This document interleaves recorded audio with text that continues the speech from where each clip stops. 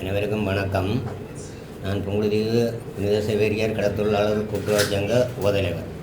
எனது பெயர் சிவமாலை அண்டன் சிவராசா.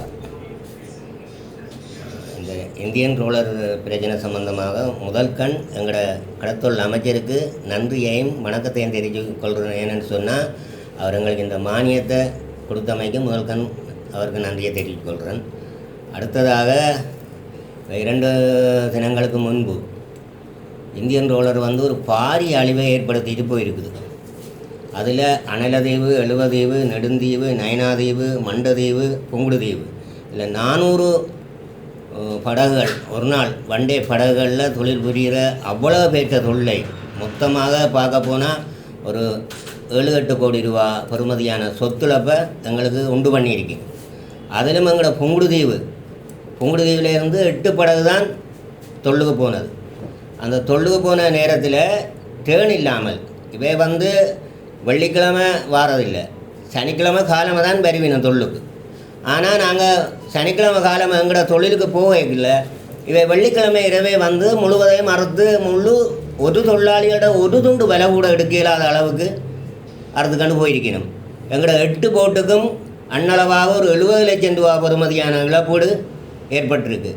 அதில் எங்களோட தொழிலாளிகள் மிகுந்த வேதனையையும் மிகுந்த துக்கத்தையும் அனுபவிச்சுக்கண்டு இனி வாழ்வாதாரத்துக்கு என்ன செய்கிறது, ஆர்கிட்ட காலை பிடிக்கிறதுன்ற தெரியாமல் நிலையில் இருக்கணும்.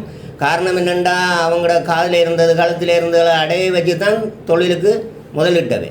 இந்த முதல் முழுக்க போயிட்டுதுன்னு சொன்னால் இதில் வாழ்கிறதுல அர்த்தமே இல்லை.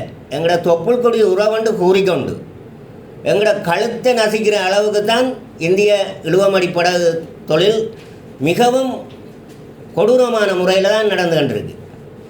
நெடுந்தீவுக்கு அண்மித்த பகுதியில், புங்குடுதீவுக்கு அண்மித்த பகுதியில் எங்களோட கரையில் நின்று நாங்கள் கண்ணால் பார்க்கக்கூடிய தூரத்தில் செல்லினோம்.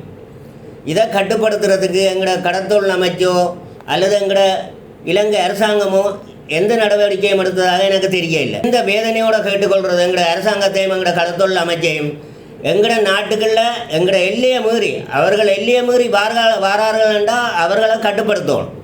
அதுக்கு கடற்படையை உசார் நிலையில் வச்சு கடற்படை முழுமையான நேர பாதுகாப்பு எங்களுக்கு வழங்கணும். இல்லைன்னு சொன்னால் எங்களோட வாழ்வாதாரம் பாதிக்கிறதோட எங்களோட குடும்பங்களும் சரியான ஒரு கீழ்நிலைக்கு அடித்தளத்துக்கு செல்கிற ஒரு நிலையில்தான் நாங்கள் வாழ்ந்துட்டுருக்கிறோம்.